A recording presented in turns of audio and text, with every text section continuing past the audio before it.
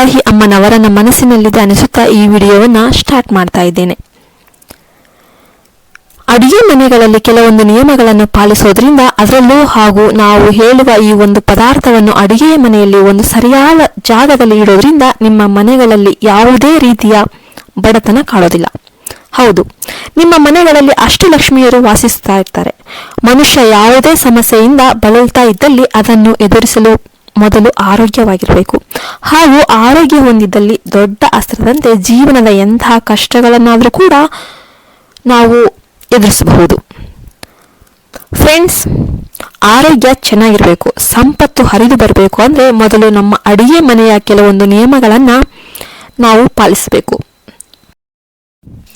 ನಮ್ಮ ಆರೋಗ್ಯಕ್ಕೂ ಅಡಿಗೆ ಮನೆಗೂ ಹೇಳಲಾರದ ನಂಟು, ಹೌದಲ್ವಾ?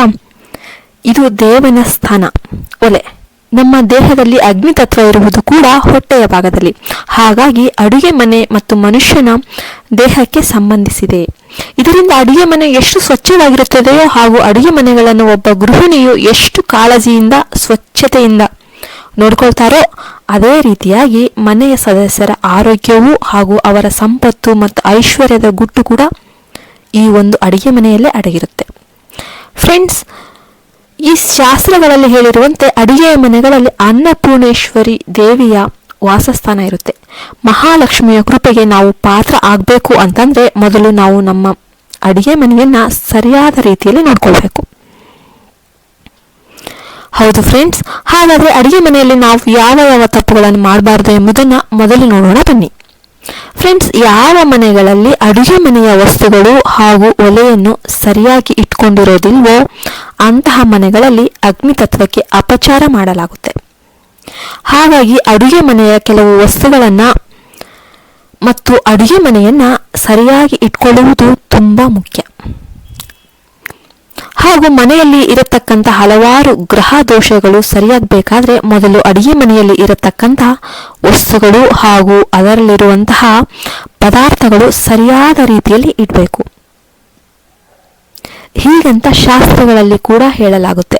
ಕಾರಣ ನಮ್ಮ ಜ್ಯೋತಿಷ್ಯ ಶಾಸ್ತ್ರದ ಪ್ರಕಾರ ಹಲವಾರು ಪದಾರ್ಥಗಳು ಕೂಡ ಹಲವಾರು ಗ್ರಹಗಳಿಗೆ ಸಂಬಂಧಪಟ್ಟಿವೆ. ಇದರಿಂದ ನೀವು ಅಡುಗೆ ಮನೆಯನ್ನ ಎಷ್ಟು ಸ್ವಚ್ಛವಾಗಿ ಇಟ್ಕೊಳ್ತೀರೋ ಅದೇ ರೀತಿಯಲ್ಲಿ ಅಷ್ಟು ನಿಮ್ಮ ಜೀವನವೂ ಕೂಡ ನೆಮ್ಮದಿಯಿಂದ ಸುಂದರವಾಗಿ ಇರುತ್ತೆ. ಹೌದು ಫ್ರೆಂಡ್ಸ್, ಅಡುಗೆ ಮನೆಯ ವಸ್ತುಗಳನ್ನು ವಾಸ್ತು ಪ್ರಕಾರ ಇಟ್ಕೊಳ್ಳೋದು ಕೂಡ ಅತಿ ಮುಖ್ಯ ಆಗಿರುತ್ತೆ. ಇದರಿಂದ ಅದೃಷ್ಟ ನಿಮಗೆ ಲಭಿಸುತ್ತೆ. ಹಾಗೂ ಮನೆಗಳಲ್ಲಿ ಮಹಾಲಕ್ಷ್ಮಿ ದೇವಿಯು ಮನೆಯಲ್ಲಿ ನೆಲೆಸಬೇಕು ಎಂಬುದು ಆಗಿದ್ರೆ ಅಡುಗೆ ಮನೆಯ ನಿಯಮದಂತೆ ಇರಬೇಕು. ಮನೆಯ ಒಲೆಯು ಅಗ್ನಿ ಮೂಲೆಯಲ್ಲಿರಬೇಕು. ಹಾಗೂ ಒಲೆಯನ್ನು ಹಾಗೂ ಈ ಒಂದು ಒಲೆಯನ್ನು ಪೂರ್ವ ದಿಕ್ಕಿಗೆ ಇಟ್ಟು ಅಂದರೆ ಪೂರ್ವಕ್ಕೆ ಮುಖ ಮಾಡಿ ಅಡುಗೆ ಮಾಡುವಂತಿರಬೇಕು ಎಂದು ಹೇಳಲಾಗುತ್ತೆ.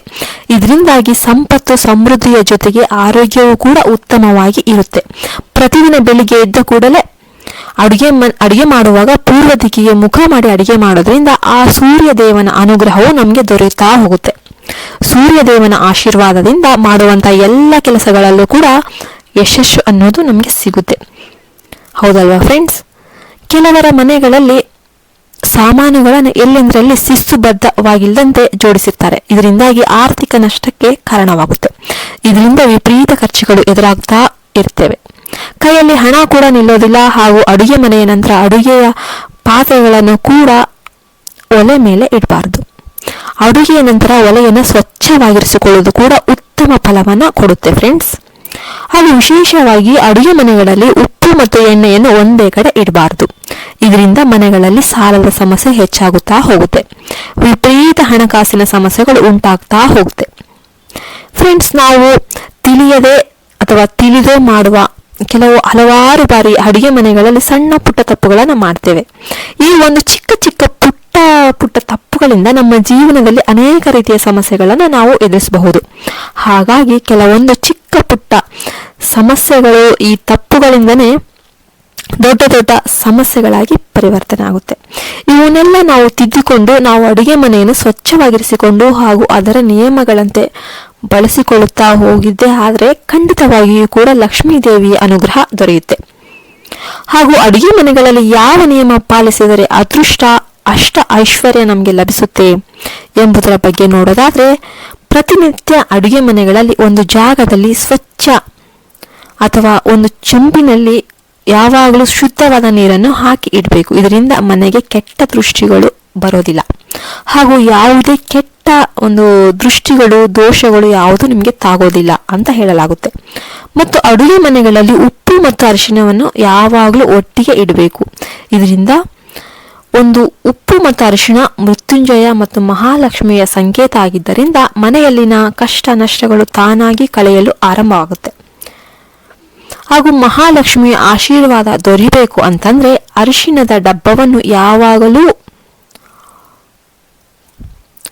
ಅದನ್ನು ನೀಟಾಗಿ ಸ್ವಚ್ಛವಾಗಿ ತೊಳೆದು ಇಟ್ಕೊಂಡಿರ್ಬೇಕು. ಹಾಗೂ ಈ ಒಂದು ಅರಿಶಿಣದ ಡಬ್ಬವನ್ನ ಮುಟ್ಟಿದ ನಂತರ ಕೈಯನ್ನು ತೊಳೆದು ಇತರ ಒಂದು ವಸ್ತುಗಳನ್ನು ಮುಟ್ಟಬೇಕು ಅಂತ ಹೇಳಲಾಗುತ್ತೆ. ಹಾಗೂ ಉಪ್ಪನ್ನು ಯಾವಾಗಲೂ ಜಾಡಿಯಲ್ಲಿ ಅಥವಾ ಗಾಜಿನ ಬಾಟಲ್ಗಳನ್ನಲ್ಲೇ ಹಾಕಬೇಕು, ಪ್ಲಾಸ್ಟಿಕ್ನಲ್ಲಿ ಹಾಕಬಾರ್ದು. ಅದರ ಬದಲಾಗಿ ಸ್ಟೀಲನ್ನು ಅಥವಾ ಪ್ಲಾಸ್ಟಿಕ್ನಲ್ಲಿ ಉಪ್ಪನ್ನು ಹಾಕಿಡುವುದು ಯಾವುದೇ ಕಾರಣಕ್ಕೂ ಮನೆಗೆ ಶೋಭೆ ನಿಮಗೆ ಕೊಡೋದಿಲ್ಲ, ಶೋಭೆ ಉಂಟು ಮಾಡೋದಿಲ್ಲ, ಬರೀ ನಷ್ಟಗಳು ಆಗ್ತವೆ. ಇದರಿಂದ ಶನಿ ದೋಷ ಹೆಚ್ಚಾಗುತ್ತೆ ಅಂತ ಕೂಡ ಶಾಸ್ತ್ರಜ್ಞರು ಹೇಳ್ತಾರೆ. ಇನ್ನು ಉಪ್ಪಿನ ಜಾಡಿಯನ್ನು ಯಾವಾಗಲೂ ಒಂದು ಮಣೆ ಅಥವಾ ಒಂದು ಸ್ಟ್ಯಾಂಡ್ ಮೇಲೆ ಇಡಬೇಕು. ನೆಲದ ಮೇಲೆ ಈ ಒಂದು ಉಪ್ಪಿನ ಡಬ್ಬವನ್ನ ಇಡಬಾರ್ದು ಅಥವಾ ಖಾಲಿ ಕಟ್ಟೆಯ ಮೇಲೆ ಕೂಡ ಈ ಒಂದು ಉಪ್ಪಿನ ಜಾಡಿಯನ್ನ ಇಡಬಾರ್ದು. ಹಾಗೂ ಈ ಒಂದು ಉಪ್ಪು ಡಬ್ಬೆಯಲ್ಲಿ ಮಹಾಲಕ್ಷ್ಮಿಯ ಸಾನ್ನಿಧ್ಯವನ್ನು ನಾವು ಕಾಣ್ತೇವೆ. ಹಾಗಾಗಿ ಭಕ್ತಿಯಿಂದ ಈ ಒಂದು ಉಪ್ಪನ್ನು ನಾವು ಬಳಸಬೇಕು. ಹಾಗೂ ಬಿದ್ದಂತಹ ಉಪ್ಪನ್ನ ಯಾವುದೇ ಕಾರಣಕ್ಕೂ ಮತ್ತೆ ಪುನಃ ಬಳಸಬಾರ್ದು ಹಾಗೂ ತುಳಿಬಾರ್ದು. ನೀವು ಏನಾದರೂ 2-3 ದಿನಗಳ ಕಾಲ ಹೊರಗಡೆ ಹೋಗುವ ಸಂದರ್ಭಗಳು ಏನಾದರೂ ಬಂದ್ರೆ ಅಥವಾ ಬೇರೆ ಊರಿಗೆ ಹೋಗುವಂತಹ ಸಂದರ್ಭಗಳು ಬಂದ್ರೆ ಒಂದು ಚೆಂಬಲ್ಲಿ ನೀರನ್ನು ತುಂಬಿಸಿರ್ತೀರಲ್ಲ, ಮುಚ್ಚಿಟ್ಟು ಆ ನೀರನ್ನು ಮುಚ್ಚಿಟ್ಟು ಹೋಗ್ಬೇಕು. ಇದರಿಂದ ಒಲಿಯಲ್ಲಿರುವಂತಹ ಅಗ್ನಿದೇವನು ಶಾಂತವಾಗಿರಲು ಸಹಕಾರ ಮಾಡುತ್ತೆ ಮತ್ತು ಮನೆಯಲ್ಲಿ ಅನ್ನಪೂರ್ಣೇಶ್ವರಿ ಅನುಗ್ರಹ ಸದಾ ದೊರೆಯಬೇಕು ಎಂಬ ಒಂದು ಸಂಕಲ್ಪ ನಿಮ್ಮಲ್ಲಿ ಇದ್ರೆ ಮನೆಯಲ್ಲಿರುವಂತಹ ಅಡುಗೆ ಮನೆಯ ಒಂದು ಸ್ವಚ್ಛತೆಯ ಕಡೆ ಯಾವಾಗಲೂ ನೀವು ಗಮನ ಕೊಡಬೇಕಾಗುತ್ತೆ. ಅಡುಗೆ ಮನೆಗೆ ಸಂಬಂಧಪಟ್ಟಂತ ಕೆಲವೊಂದು ನಿಯಮಗಳನ್ನು ನಾವು ಪಾಲಿಸೋದ್ರಿಂದ ಅನ್ನಪೂರ್ಣೇಶ್ವರಿಯ ಅನುಗ್ರಹದಿಂದ ಮನೆಯಲ್ಲಿ ಧನ ಧಾನ್ಯಗಳು ಎಂದಿಗೂ ಕೂಡ ಕೊರತೆ ಅನ್ನೋದು ಆಗೋದೇ ಇಲ್ಲ. ಹಾಗೂ ಇದು ಮನೆಯ ಮುಖ್ಯಸ್ಥರಿಗೆ ಅಭಿವೃದ್ಧಿಯನ್ನು ತರಲು ಸಹಕಾರ ಮಾಡುತ್ತೆ. ಅಷ್ಟೇ ಅಲ್ಲದೆ ನಿಮ್ಮ ಮನೆಗಳಲ್ಲಿ ಸದಾ ನೆಮ್ಮದಿಯನ್ನ ನೆಮ್ಮದಿ ನೆಲೆಸಬೇಕು. ಯಾವಾಗಲೂ ಎಲ್ಲರೂ ಚೆನ್ನಾಗಿರಬೇಕು. ಮನೆಗಳಲ್ಲಿ ಯಾವುದೇ ರೀತಿಯ ಕಲಹಗಳು ಜಗಳಗಳು ಉಂಟಾಗಬಾರದು ಎಂಬುದಾದ್ರೆ ಅಡುಗೆ ಮನೆಯನ್ನು ಸ್ವಚ್ಛವಾಗಿರಿಸು.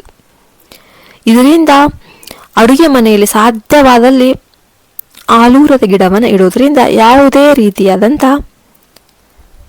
ಈ ಅಲೋವೆರಾ ಗಿಡದಿಂದ ನಿಮ್ಮ ಎಲ್ಲ ವಾಸುದೋಷಗಳು ಕೂಡ ಹೋಗ್ಬಿಡುತ್ತೆ. ಹಾಗೂ ಈ ಒಂದು ಅಲೋವೆರಾ ಗಿಡವನ್ನು ಇಡೋದ್ರಿಂದ ಅಪಾರವಾದ ಪ್ರಯೋಜನಗಳನ್ನು ನೀವು ಕಾಣ್ತೀರಿ. ಹಣಕಾಸಿನ ಸಮಸ್ಯೆ, ವಾಸುದೋಷ, ಎಲ್ಲ ರೀತಿಯ ಸಮಸ್ಯೆಯಿಂದ ಪರಿಹಾರಗಳು ಸಿಗುತ್ತವೆ. ಫ್ರೆಂಡ್ಸ್, ಅಡುಗೆ ಮನೆಯು ಎಷ್ಟು ಸ್ವಚ್ಛವಾಗಿರುತ್ತೋ ಅಷ್ಟು ನಿಮ್ಮ ಮನೆಯು ಕೂಡ ಅಭಿವೃದ್ಧಿಯಾಗುತ್ತಾ ಸಾಗುತ್ತೆ ಹಾಗೂ ನಿಮಗೆ ಮಹಾಲಕ್ಷ್ಮಿಯ ಅನುಗ್ರಹ ದೊರೆಯುತ್ತೆ.